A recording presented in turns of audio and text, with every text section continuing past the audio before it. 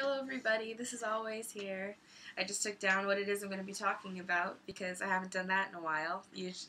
For the past 3 or 4, I think, I've just been kind of winging it, which might be a good thing, might not be. I think I'm kind of getting a hang of it, but I just had a couple points that I wanted to make sure I did not forget because a lot of things have gone on this week. I will be doing a second video most likely right after this one. Just because of all the wonderful things or the crazy things or just things that I've wanted to talk to you guys about that I haven't been able to. And work my way backwards. Sunday.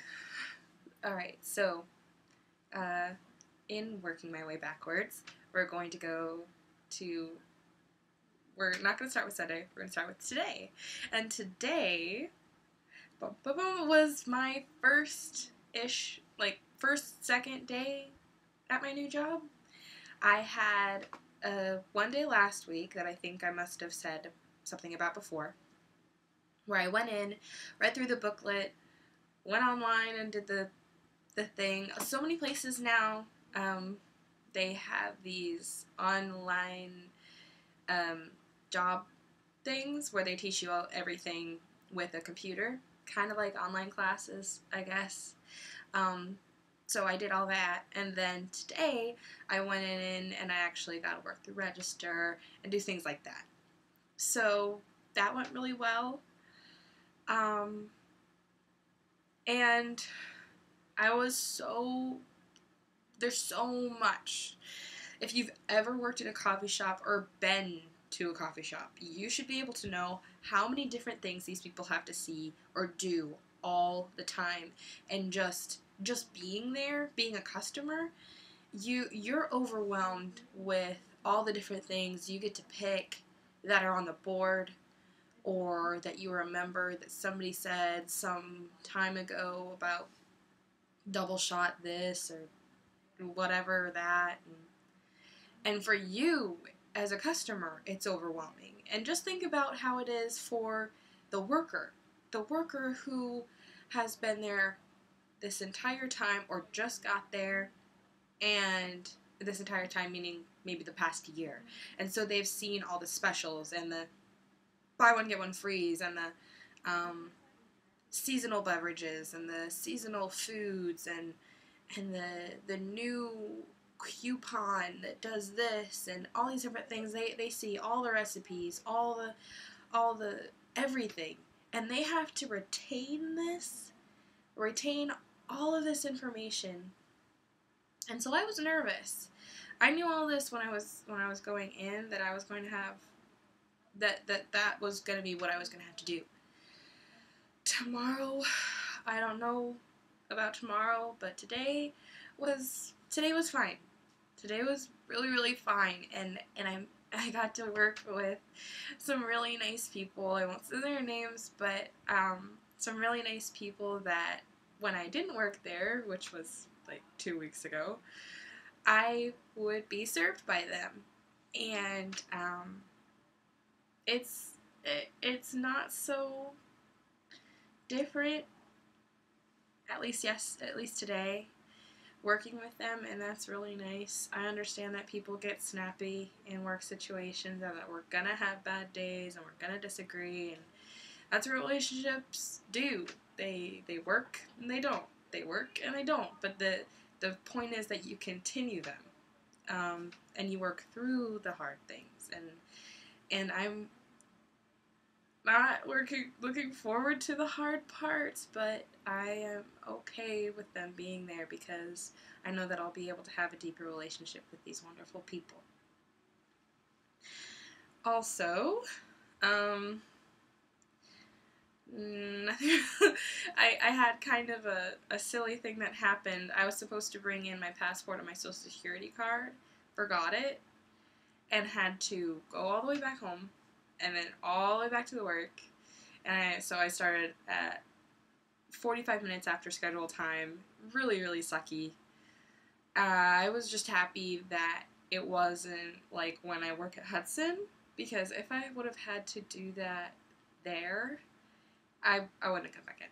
I mean, it would have been see, what was it? It would have been 3 hours for me to have gone all the way back to where I live, and then all the way back to Hudson, and then, no, that's why I got this other job, because I don't want to have to go all that way. But anyway, so it went really, really well. It went really well, and I was talking to my sister this morning, and I was saying to her, with all these different things that are going on with the job, and how it's starting and everything, I know they don't expect me to be perfect, but I don't want to be a disappointment. So that's my thing about that. I'm going to be talking about this more later, but Great Expectations. It took me so long to think about, to wrap my head around this Great Expectations aspect of life. How we might have great expectations. We might have small ones. Small ones are really kind of depressing. Great expectations happen when you trust in something or someone, and you believe that they or it can do or be something. And those expectations are either met or dropped. And I was thinking about the great expectations that I used to have, or that other people I know have. And I remember being somebody's great expectation. They expected me to be something I'm not. And that happens a lot, actually, especially from younger people, younger than me. When I was younger, when I was working with kids a lot, they would look up to me and just think, "You're so pretty," or "You're so smart. How are you so smart?" Or like, they would just think I was some beautiful, wonderful, just, they thought I was a marvel. And I didn't understand. I still don't get that. I still look at myself and I still see every flaw. And I see that I don't have perfect skin or perfect hair or the right body size for a bikini I want, or, just, not size, but, like shape, because shape is everything when it comes to clothing. But, like, yes, I'm fit, but I'm not where I think people think I should be, or where I think maybe would be possible. It's just great expectations are something that happen all the time. They happen with ourselves, they happen with other people, and they happen when we meet new people, and we don't know what to expect from them, so we just take from other experiences or other things that we think about, and we don't take the time, at least initially, to see who this person is, why they are the way they are, and understand them and accept them for that.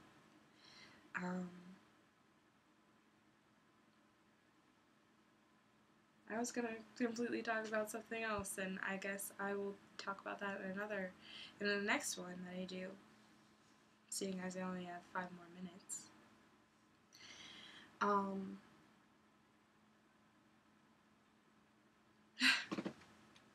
Great expectations. So if you haven't guessed already that idea came from the book, of course. It took me forever to read that book. I had to look up just about every other word.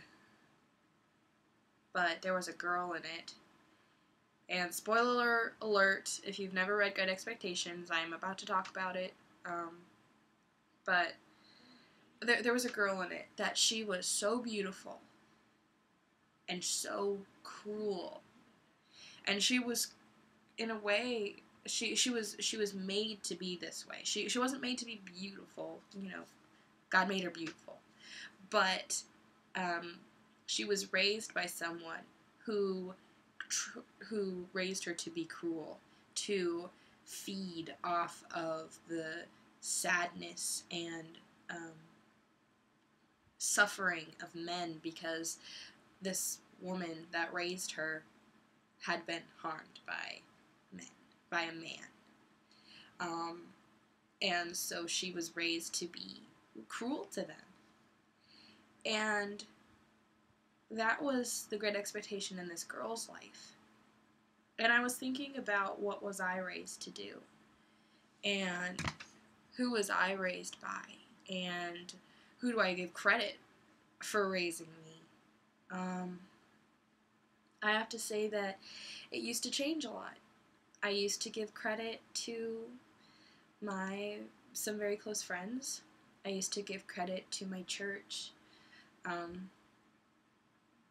give credit to my parents. You may think it's weird that I don't give credit to them first. But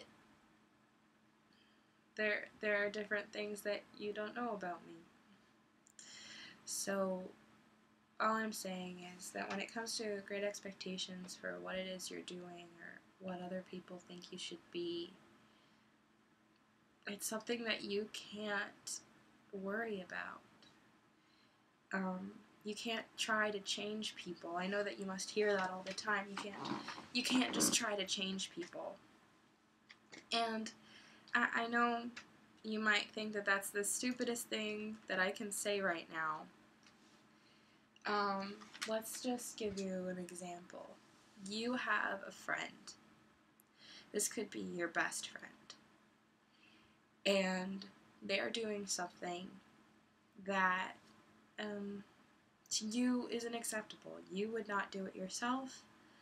You wish they wouldn't do it.